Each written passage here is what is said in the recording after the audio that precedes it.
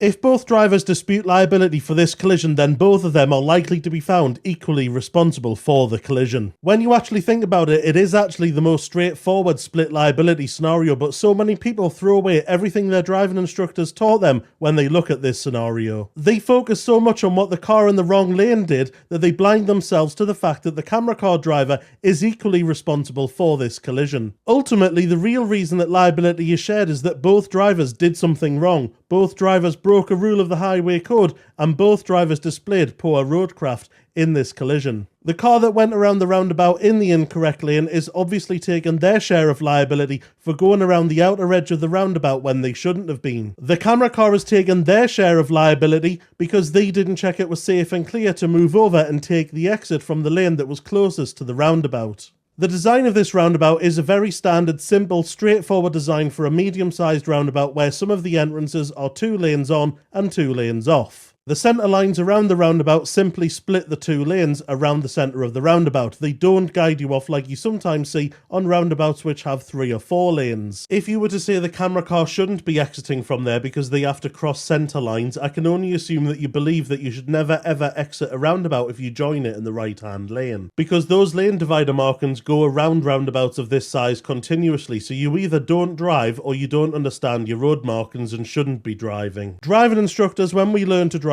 drum into us that we should never assume that somebody on a roundabout is in the correct lane. Never mind the fact that there are road users who are permitted to use the outer edge of a roundabout regardless of their direction of travel. And this is why in the case law of Grace and Tanner at the Court of Appeal, it was decided that an incident which closely resembled this incident, both drivers were responsible. The judge said that it was wrong to assume that the car on the near side was in the correct lane and going to exit alongside the car that was in the offside lane, and that if there was any doubt about whether it was safe to exit, then the car on the offside should go around again. If we concentrate on the vehicle that was going around the outer edge of the roundabout, it is obvious from their road positioning and their wheels that they had no intention of anything other than going around the outer edge of the roundabout. Always remember that if you're exiting a roundabout from a lane that has other lanes to its near side, you need to check that it is safe and clear to be able to exit before you do so, and if you can't, you should go around again. If you enjoyed this video and the liability review, do make sure to hit a follow. Lovely jubbly, sound as a pound.